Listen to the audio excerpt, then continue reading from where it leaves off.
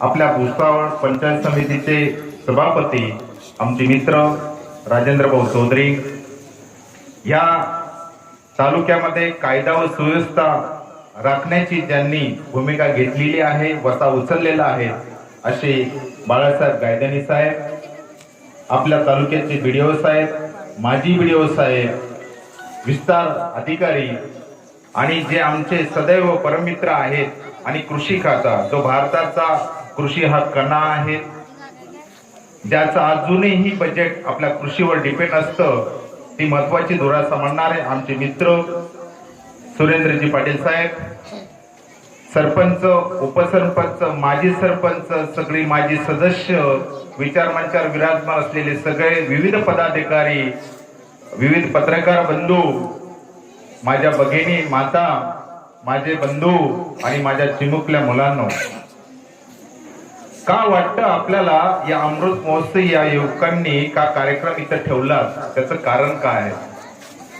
मला सगळ्यात एक आनंद वाटला, साकेगाव मध्ये पहिलं एकी दिसली, एकोपा दिसला, सेक्युलर दिसलं, संविधानाची पारख करणार हे गाव दिसलं, हे मला आवडलं.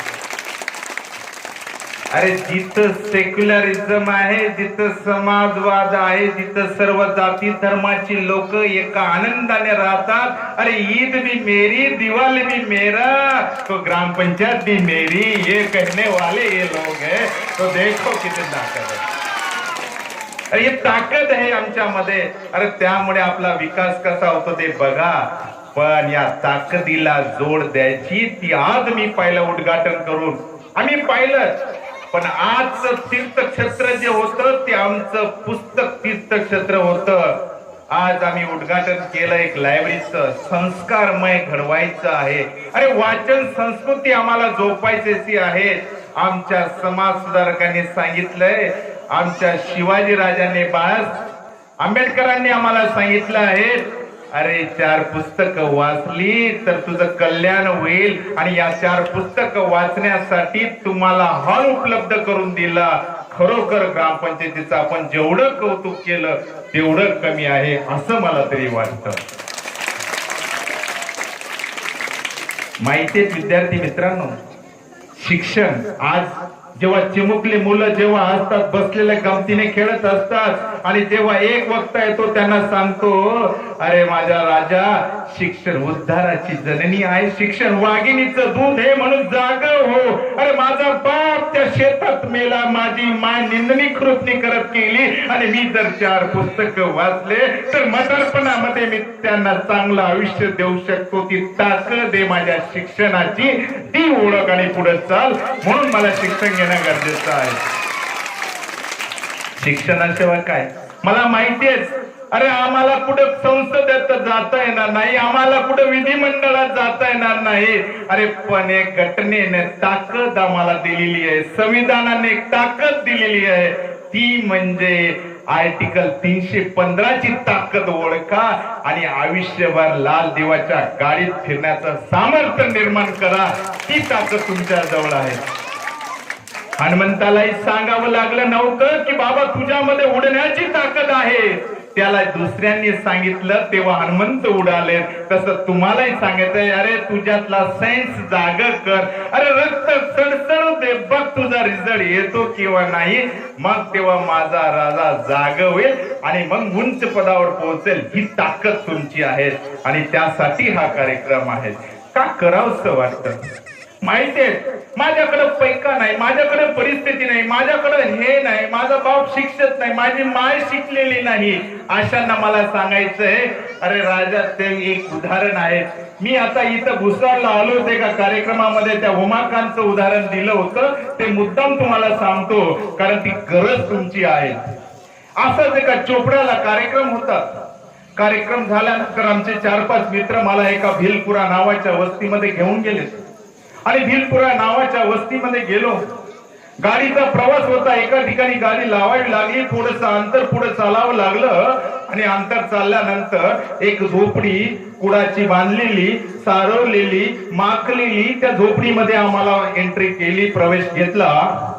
आणि जसं पाहुणे आपल्या घरी येतात म्हणून त्यांनी साधं मटेरियल खत असलेला फट ज्याला म्हणतो तो अंथरला आणि त्याच्यावर आम्हाला बसायला लावलं.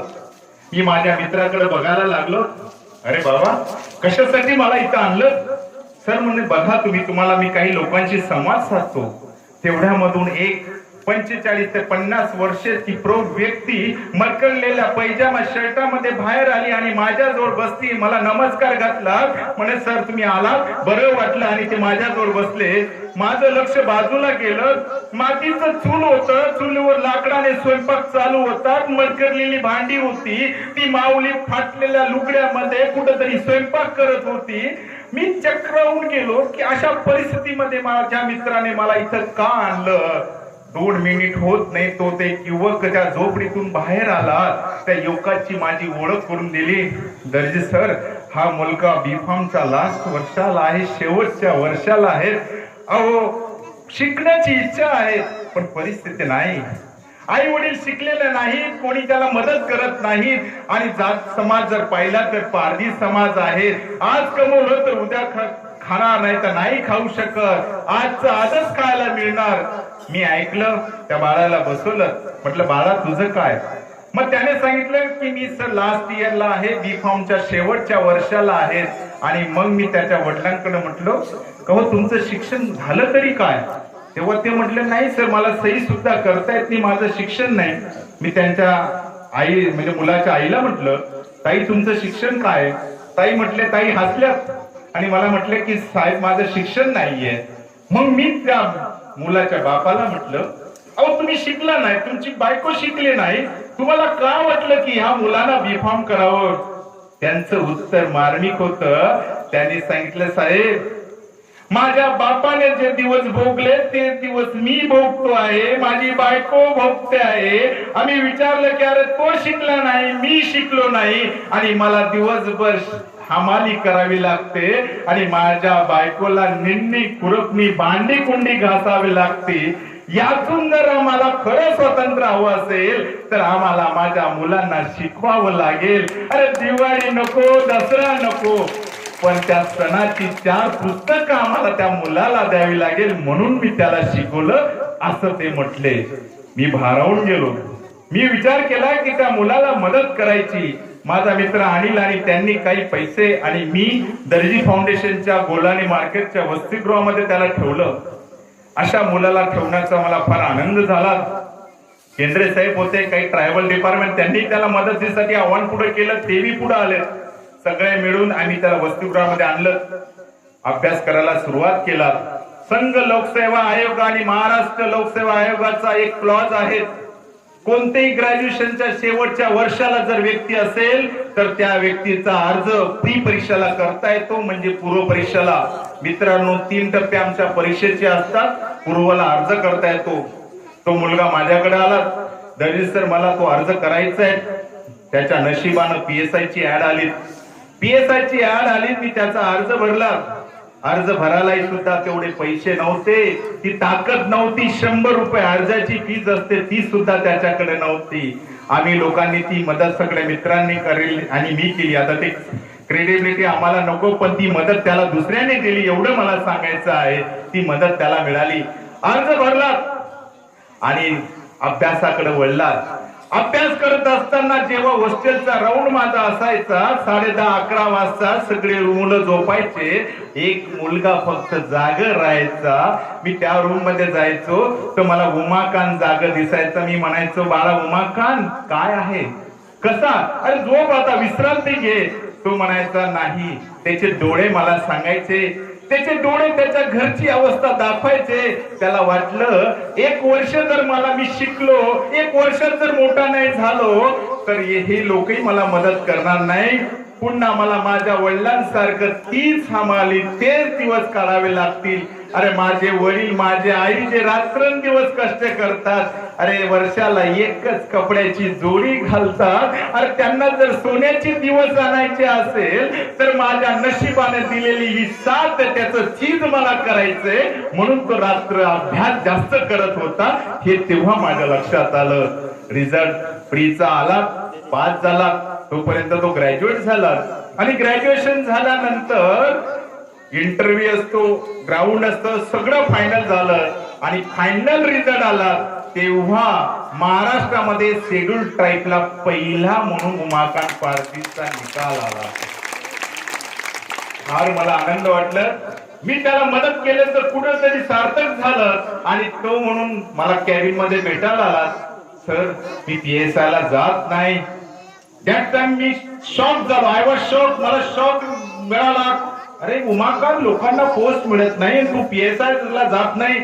त्याने मला सांगितलं सर मी STI ची परीक्षा सुद्धा पास होतोय आणि माझा विश्वास आहे मी STI ला जॉईनिंग करेल. प्रीचा रिझल्ट लागला, प्री पास झाला. फायनलचा रिझल्ट लागला, फायनल पास झाला.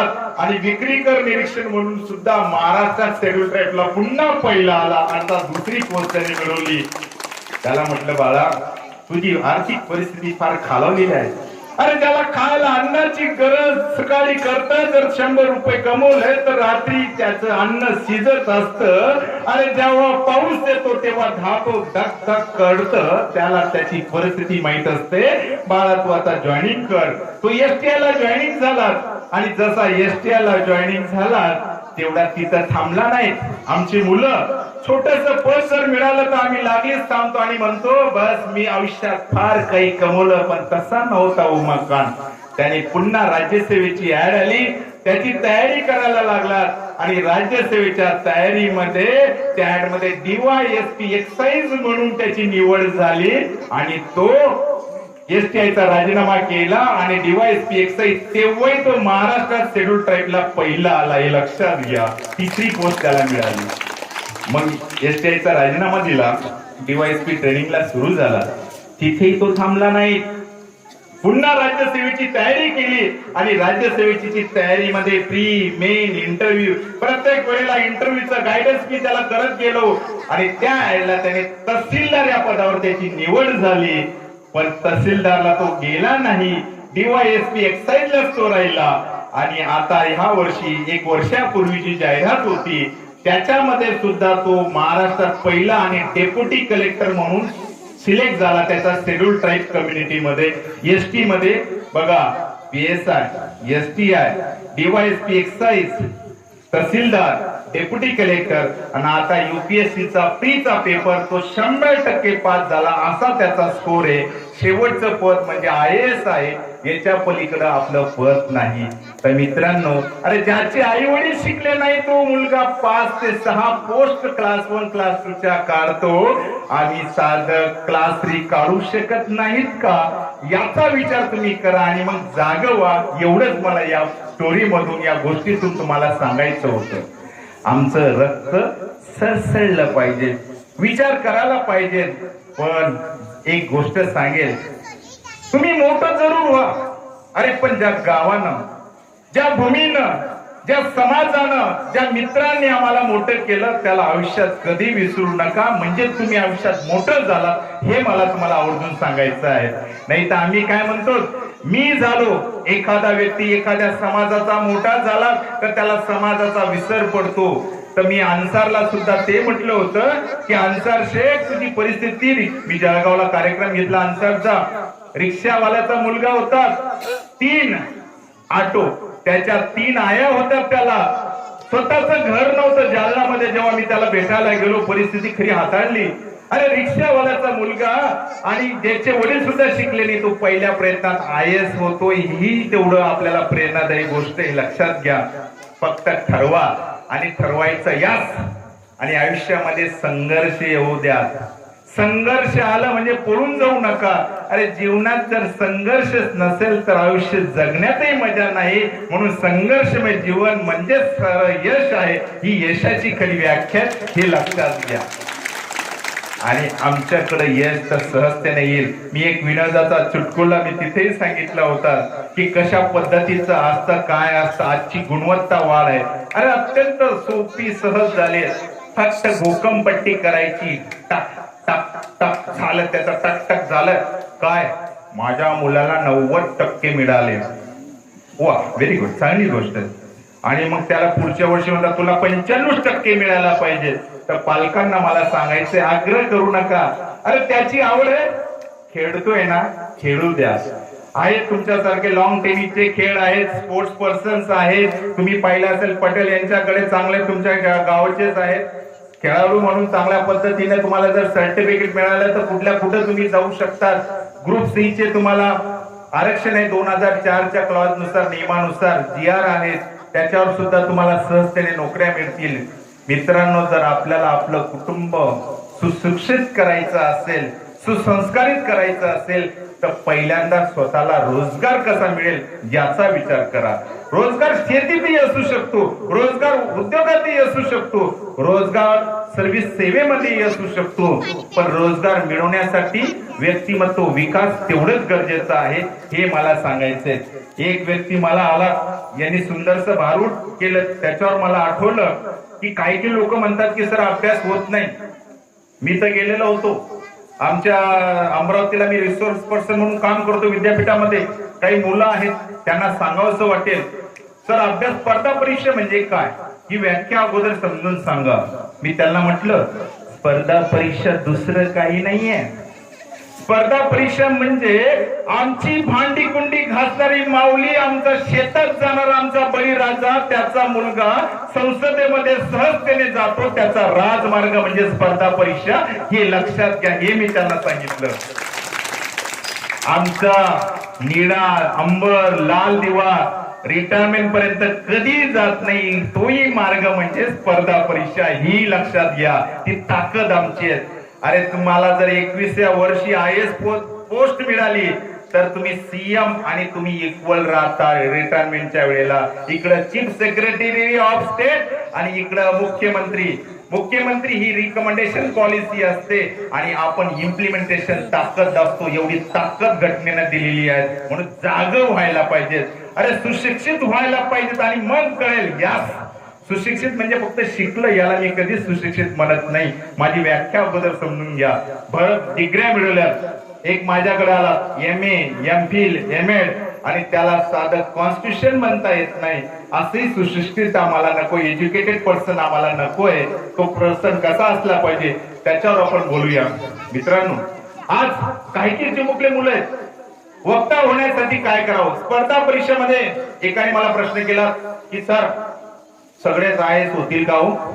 तुम्ही सगळ्यांना सांगता कलेक्टर व्हा, सगळ्यांना सांगता SP व्हा, सगळ्यांना सांगता तहसीलदार व्हा, ही 121 करोड जनता आहे, होईल का? म्हटलं वा, ग्रेट दिसतो आहे, होईल का?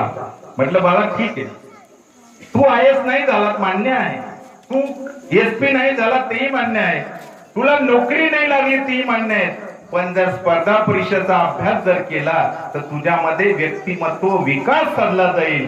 त्याच्यामुळे समाजात जगावं कसं, समाजात बोलावं कसं, विचार मांडावे कसे, म्हणजे तू एखादा उद्योगामध्ये तरी यशस्वी होऊ शकतो, हे तुला स्पर्धा परीक्षा शिकवतील. बरे म्हणे चालेल. तेव्हा तू शांत झाला. मग अमरावतीचं उदाहरण होतं, मला तो मुद्दा क्लिअर करायचा आहे. माझ्याकडे आले, स्पर्धा परीक्षेची व्याख्या विचारली. एक अमरावती विदर्भ वराडी स्टाईल मध्ये मला म्हणतो, दर्जी सर लेस सीसॅटचं पुस्तक तुमचं महाराष्ट्रात चालतं हो, 35-35 हजार कॉपी तुमच्या निघून जात आहेत. आता तुम्ही गणितच तोंडी शिकवा. या मुलांसाठी काही कॉलेजचे मुलं आहेत, त्यांनाही वाटलं पाहिजे की काहीतरी दिलं. माझी झाली पाहिजे ती. मी विचार केला, पण तेव्हा गणिताचीच कार्यशाळा होती. त्यावेळेला सगळे लोक एकत्र बसलेली, पण आमची जी बाबा असतात ना ज्येष्ठ मंडळी, ते लागेच माईक त्यांनी माझा घेतला आणि माईक घेऊन असे उभे राहिले. असे उभे जसे राहिलेत, बाळांनो शांत बसा, आम्ही गणिताचीच कार्यशाळा घेऊ. म्हटलं बाबांनी केलं. म्हटलं आता कल्याण, आता आपणही शांत बसावं लागेल. दर्जी सर तुम्ही शेवटच्या कोपऱ्यात बसा. आता मी यंग होतो, तिला कोपऱ्यात बसू. नंतर तिथं बसवलं बाजूला सिनियर कॉलेजचे प्राध्यापक, नंतर माध्यमिकचे, नंतर स्पोर्ट टीचर आणि पहिले बाबा बसले. असा क्रम लावला. रामानुजनची जयंती होती, एक गणितज्ञ आहेत, त्यांच्या जयंती निमित्त कार्यक्रम होता. मग बाबा उभे राहिले, जुने होते एकदम, साधारणतः 65-68 वर्ष वयोगट असेल बाबांचं. बाबा कसे म्हणतात, बाळांनो इकडे लक्ष द्या. मी चकित झालो. म्हटलं बाळांनो इकडे लक्ष द्या. म्हटलं ओके, तुम्ही इच्छा व्यक्त केली की गणित शिकायचं देवी फळानं घेता. म्हटलं ओके, मग आपण बाबांनी म्हटलं असं काय करतोय? वर्ग घेऊ म्हणे म्हणे वर्ग. मुलं असे बघायला लागले काय येडा उभं राहिलात का काय माहिती, बस म्हणे याला खाली. ऐका ऐका, वर्ग म्हणजे ती संख्या गुणेला ती संख्या, त्याला वर्ग म्हणतात. मुलं म्हटले यात काय नवीन आहे? बघा, मोठी संख्या घेतो म्हणे मी 96, 9 6 9 6 मध्ये गुणाकाराचं चिन्ह, खाली आडवी रेष, 6 6 36 6 हातच्याले 3. मुलं म्हटलं काय नवीन काय? 9 सक 54 55 56 57 लिहा म्हणे खाली 57, पुन्हा लिहा 0. 9 सक 54 54 4 हातच्याले 5, 9 9 81 82 83 84 85 86. म्हटलं वा, बाबा बी कलाकारच होते. लिहिलं खाली 2 6 92 16. म्हटलं वा, धन्यवाद. बसले बाबा. 92 16 96चा वर्ग सांगून बसले. आले ना स्पोर्ट टीचर, ते एकदम ग्रेट. त्यांच्या हातात काडी होती. म्हटलं ही देतात का काय आपल्याला? बसते काही खरं नसतं याचं. मग ते उठले. काल लावलं ना म्हणे वर्ग वर्ग, येता आमचा करंटच आहे म्हणे, स्पोर्टचा गेम आहे म्हणे, असा असता असता असता झाला म्हणे वर्ग. मी चक्रावून गेलो. म्हणजे बोलतं काय? ठेवा म्हणे 9 6 9 6 ठेवलं, एकाच्या खाली एक करा. 6 6 36 36 6 हातच्याले 3. 9 सक 54 9 सक 54 54 54 108 आणि हे 3 111 111 शी 1 हातच्याला 11 आणि 9 9 81 81 11 92 92 16. म्हटलं वा वा, ग्रेट यार, हा ग्रेट आहे. मग आले माध्यमिकचे. कोणी असेल तर माफ करा, त्यांची एनर्जी तुलाच असते. मुलांना इकडे लक्ष द्या. म्हटलं बापरे, ग्रेटच झालाय. वर्ग दुसरं काही नाहीये. वर्ग म्हणजे सूत्राचा खेळ. सूत्र तुम्हाला माहिती असेल, ए अधिक बी कंसाचा वर्ग बरोबर ए चा वर्ग अधिक 2ab अधिक b चा वर्ग. पण किमती मानावा लागतं बरं. बरं तर बरं. ए म्हणजे 9, बी म्हणजे 6. टाका किमती. ए चा वर्ग म्हणजे 9चा वर्ग अधिक 2 गुणिला 9 गुणिला 6 अधिक 6चा वर्ग. जाताना कसं गेलो? डावीकडून उजवीकडं. पण येताना कसं या? उजवीकडून डावीकडं. 6चा वर्ग 36 6 हातच्याले 3. 9 सक 54 54 दोन्ही 108 आणि ते 3 111 शी 1 हातच्याला 11 आणि 9 9 81 आणि 11 92 16. समजलं माझ्या बाळांनो? म्हटलं वा, ग्रेट. बसलेत. आता सिनियर कॉलेज असताना त्यांचा प्रोटोकॉल असतो. ते जॅकेट मध्ये असतात, असे जॅकेट वगैरे. उभं बी राहतील तर अशा स्टाईलने उभे राहतात. ते असेल तर माफ करा प्लीज. त्यांची फक्त पद्धत सांगतोय. असे म्हणतात, लिसन माय बॉईज अँड गर्ल. मुलं म्हटले मराठीत बोला हो सर, आम्ही मराठी आहोत. तर म्हटले इथं खूप टेन्शन झालं. Okay, let it be. I speak in Marathi. मराठीत बोलतो. Do you know the base formula? पाया पाया बेस फॉर्म्युला. 100 बेस मानला. आता 96 96 आणि 100 कितीचा फरक? 4. 96 अधिक 4 पहिल्या कंसात, 96 वजा 4 दुसऱ्या कंसात अधिक 4चा वर्ग. 96 अधिक 4 100 मध्ये चिन्ह गुणाकाराचं. 96 वजा 4 92 92 गुण्याला 100 9200 अधिक 4चा वर्ग 16. 9200 अधिक 16 92 16. Do you understand me? Okay, be sit down. बसले ते. मला आला घाम. मी पहिलं घामच पुसत आलो. याच्याला म्हटलं दोबी तो वेगळा डायलॉग मारतो, एकच वर्ग आहे आणि त्याच्यात प्रत्येकाने पद्धत शिकवली. तर मी काय केलं, म्हटलं माझे मुलंच उत्तर देतील, ते बी हे चिमुकले उत्तर देतील, असं मी पद्धत घेतलं. मी उभा राहिलो. म्हटलं बाळांनो, आपण अगदी गावठी भाषेत शिकू. म्हटलं अगदी ग्रामीण भाषेमध्ये काही हरकत नाही म्हणे. चालेल. 100 आणि 96 फरक कितीचा? बोला बोला बोला. 100 आणि 96 फरक कितीचा? 4चा वर्ग किती? लिहून टाका उजवीकडे 16. 96 मधून 4 गेले, लिहून टाका डावीकडे 92. झाला ना 92 16. मग तेव्हा लक्षात आलं मुलांच्या असं आजोबा तडकन उठले ऑब्जेक्शन मिळावर म्हणलं आजोबा मायलॉर्ड म्हणा मिळावर नाही. ओके दुसरी संख्या म्हटलं चालेल 95 घेतली. 100 आणि 95 मध्ये फरक कितीचा? 5चा. 5चा वर्ग 25 लिहिलं उजवीकडे 25. 95 5 गेले 90 लिहिलं डावीकडे 90 झालं 90 25. असा अभ्यास म्हणजे स्पर्धा परीक्षेचा असतो मित्रांनो. याला स्पर्धा परीक्षा असं म्हणतात. ही ओळख झाली पाहिजे. अरे एक प्रश्न आम्हाला 36 सेकंदात सोडवायचा असतो. आम्ही एका प्रश्नाला जर 1 मिनिटाचा विचार केला तर प्रश्न सोडवणार कसा ही भूमिका आम्हाला मांडावी लागते. स्पर्धा परीक्षा वाटतंय नुसतं वाचन म्हणजे स्पर्धा परीक्षा नाही. वाचल्यानंतर त्याचं आकलन झालं पाहिजे, त्याचं मूल्यांकन करता यायला पाहिजे, त्याचं उत्तर शोधता यायला पाहिजे आणि अचूक उत्तर 36 सेकंदाच्या आत आम्हाला मांडता यायला पाहिजे. ही स्पर्धा परीक्षेची खरी शिडी असते आणि ती शिडी आम्ही शिकलो पाहिजे हे आमच्या मुलांना सांगायचंय. अरे काही आमच्या युपी आणि बिहारच्या मुलांनीच कलेक्टर म्हणून आमच्याकडे यायचं का? अरे आमच्या मुलांची बाणा नाहीत का आमच्या मराठी मुलामध्ये, आमच्या महाराष्ट्रीयन मुलामध्ये, मग तो हिंदू असेल मुस्लिम असेल त्यांच्यामध्ये बाणा नाहीत का? ती ताकद आहे, ती ताकद तुमच्यामध्ये आहे. ती जाग करण्यासाठी खरं मी साकेगावला आलो आणि ती ताकद जाग होईल आणि पुढच्या कार्यक्रमाला तुमचा यातला कोणाचा ना कोणाचा सत्कार ग्रामपंचायत ठेवल आणि तेव्हा आवर्जून मला आयोजकांनी बोलावं ही विनंती सुद्धा मी त्यांना करतो. अरे ताकद अशी ताकद आमच्यामध्ये आहे. थर्ड सेन्स असतो. हिटलरची गोष्ट आमची माहित आहे कसा निळगंड आहे. सर्कसीच्या तंबूचं उदाहरण मी प्रत्येक वेळेला सांगतो. त्याचं कारण असतं अरे सर्कस आम्ही सगळ्यांनी पाहिलेली. आमच्या लहान मुलांना तर सर्कस अशी आवडते. हत्ती दिसतात, घोडे दिसतात, अस्वल दिसतात आणि आग्रह असतो आमच्या आईबाबांना की आम्हाला सर्कसीला घेऊन जा. त्याच्यातला एक प्राणी असतो हत्ती. हत्ती हा बलाढ्य असतो आणि एक छोटासा खांब त्याला साखरदान छोटीशी की जी केव्हाही तो तोडू शकतो त्याला त्याच्या एका पायाला बांधलेलं असतं.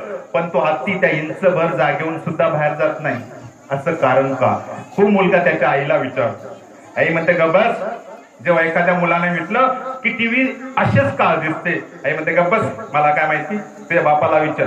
अशा पद्धतीने त्याला गप केलं जातं. पण तो सर्कसीचा रिंग मास्टर बाजूला होता. त्याला हसू आलं आणि तो म्हटला बाळाचा प्रश्न छान आहे, तुम्ही त्याला उत्तर द्यायला पाहिजे.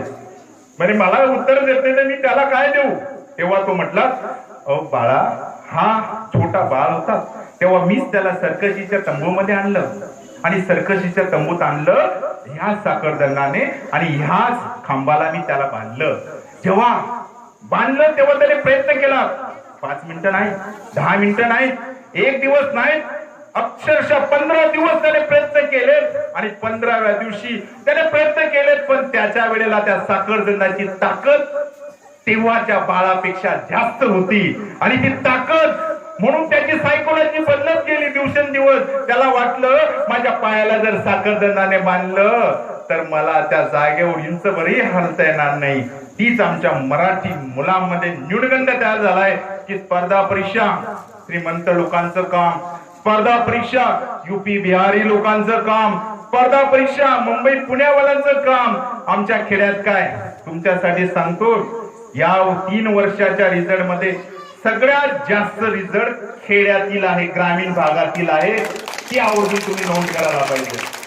आता वैशाली दाभाडे नावाची मुलगी महाराष्ट्रात पहिली आली. अरे साधा अनुसूचित जाती म्हणजे नवबौद्ध समाजाची मुलगी आहे पण त्या मुलीनं ओपनची जागा घेतली आणि महाराष्ट्रात पहिली आली. हे लक्षात घ्या मित्रांनो. त्या मुलीच्या लग्नासाठी आग्रह केला की तिला जेव्हा मला भेटली 2 वर्षापूर्वी ती मला म्हटली दर्जे सर असं असं आहे. तिच्या बहिणीलाही मी गाईड केलं. तिची बहिणी प्रोजेक्ट ऑफिसर म्हणून काम करते आदिवासी विकासला की ज्याचं 450 ते 500 कोटी रुपयावरती सही करते त्याची मोठी बहीण. आणि ह्या दोघं बहिणी जेव्हा अभ्यास करायचं अरे अगदी परिस्थिती 100-200 रुपये दिवसाला मिळतील अशा परिस्थितीत वाढलेल्या. पण तिने विचार केला की नाही मला जर मोठं व्हायचं असेल तर मला शासकीय रोजगार पाहिजे आणि तो क्लास 3चा नको, तो क्लास 1 क्लास 2चा असला पाहिजे. म्हणून त्या जिद्दीने ती पेटली आणि मागास प्रवर्गातील मुलगी असलेली ती महाराष्ट्रात पहिली येते. ही ताकद तिने दाखवली. तो आदर्श आपल्याला दाखवला. तो आदर्श तुम्ही द्या. मी पालकांना एवढं आव्हान करतो अहो तुम्ही त्यांना एखाद्या वेळेला खायला चांगलं नाही दिलं तरी चालेल. तुम्ही त्यांनी एखाद्या जिद्द त्यांनी केली असेल, जिद्दीने मागितलं असेल ते देऊ नका. पण बाजारात गेल्यावर त्याला एक पुस्तक आवर्जून भेट म्हणून द्या. हे जर केलं तर बघा तुमची अभ्यासिका जी स्थापन झाली ना तिथं बसायला जागा राहणार नाही. कारण वाचन संस्कृती घरातून वाढेल हे मला सांगायचं आहे. मी तुम्हाला एवढं सांगतो, मला एवढा आनंद झाला. एखाद्या मंदिरामध्ये, एखाद्या मस्जिदेमध्ये, एखाद्या चर्चेमध्ये जाण्यापेक्षा आपण अभ्यासिकात जर बसलोत ना तर आपल्या समाजाचा विकास होऊ शकतो. ही ताकद आपल्याला अभ्यासिकेने दिलेली आहे. डॉक्टर बाबासाहेब आंबेडकर बघा, सावित्रीबाई ज्योतिबाई फुले बघा, ज्योतिबा फुले बघा, जामता राजा शिवाजी राजे बघा, विविध मौलाना आझाद सारखं त्यांचंही काम बघा. किती मोठं ग्रेट वर्क केलंय ह्या लोकांनी. पण आम्ही कुठेही बघत नाहीत. आम्ही त्यांना जातीच्या याच्यामध्ये विखुरून टाकलं. प्रत्येकाने आपली वाटणी करून घेतली. पण ते वाटणीसाठी नव्हती, ते समाजाला आदर्श घालून देणारे व्यक्तिमत्व होते. त्यांनी सांगितलं, अरे चळवळीत जर मोठं व्हायचं असेल तर तुमच्याकडं भाकरीच्या शिदोरीपेक्षा ज्ञानाची शिदोरी असायला पाहिजे. ते त्यांनी आम्हाला सांगितलं. आणि ती ज्ञानाची शिदोरी घेतली आणि मग महाराष्ट्राच्या चळवळीत उभं राहिला. अरे स्वातंत्र्य सुद्धा आम्हाला सहजतेने नाही मिळालं. ईस्ट इंडिया कंपनी 1600 ला आली आणि गेली 1947 ला. ईस्ट इंडिया नंतर क्राऊन झालं, ब्रिटिश पार्लिमेंटची सत्ता आली. आम्ही मागितलं हो, आम्ही सशस्त्र उठाव सुद्धा केला. आम्ही अपयशी ठरलो, ताकद चालत नाही. पण जेव्हा बुद्धीने युद्ध खेळायला सुरुवात केलं तेव्हा इंग्रजांना सुद्धा पळावं लागलं. ही बुद्धीची ताकद असते. म्हणून आम्हाला खरं स्वातंत्र्य मिळवायचं असेल तर आता प्रत्येक चळवळ उभी करायला पाहिजे, मोहल्ल्यामध्ये, वाड्यामध्ये. आणि त्यांना प्रत्येकाला सांगितलं पाहिजे की माझ्या राजा शिक आणि मोठं वट आणि समाजाचं ऋण फेड. शेवटचा मुद्दा मी तुम्हाला सांगतो की काय असतं की आम्ही मोठं होतो, आमच्याकडे एवढा पैसा जमा करतो, एवढा पैसा जमा करतो, एवढा आदर्श जमा करतो, ही बिल्डिंग, ही जागा, हे वास्तव, हे. अरे राजा, माझ्या राजा, तुला लागतं तरी किती? सकाळच्या 2 भाकरी आणि रात्रीच्या 2 भाकरी ह्या आपल्या गरज आहे. एखादी फिरायला गाडी, राहायला घर, नाही तर बंगला, बस पुरे झालं ना. 2-4 नोकर चाकर, अजून तरी काय. पण तरी आमची हवस येऊ दे, येऊ दे, येऊ दे. आणि नंतर एक दिवस अशी लॉटरी लागते आणि मग म्हणतो इथंच बसत ते. तर त्यांना सांगायचंय आपल्याला गरज किती आहे? हातावर बसेल तेवढंच आणि एवढं ठेवा स्वतःसाठी. पण हातावर बसण्यावरून ते खाली पडेल, मातीच सांडेल आणि ते नाश होईल. त्याच्यापेक्षा ते जनतेला देऊन टाका, गरीब लोकांना देऊन टाका. हा आदर्श निर्माण जर केला तर आमची जनता कधीच उपाशी राहणार नाही. आम्ही काय करतो, ते सांडलं तर चालेल पण मला जेवढं पाहिजे तेवढंच येऊ द्या. पण सांडल्यावर खराबच होणार आहे. कुठंतरी समाजाचं दायित्व फेडा. आणि मुलांना मी एवढं सांगतो, एक गोष्ट, रियालिटी गोष्ट अशी आहे की आम्ही जेव्हा मोठ्या पदावर जातो, एक मित्र होता माझा, आता मी नाव सांगणं योग्य वाटत नाही, जाहीर सभा आहे, डेप्युटी कलेक्टर प्रांत म्हणून गेला. माझ्यातला एकदम सगळ्यात, माझ्या परिवारातील सगळ्यात वाईट व्यक्ती मी त्याला म्हणेल. मला असा व्यक्ती आयुष्यात भेटायला नको आणि तोच एक भेटला. त्याच्यानंतर मी जाहीर व्याख्यानात सांगायला लागलो, जेव्हा मोठा झाला त्याची पैसे भरायला यायचे तर अक्षरशः त्याची आई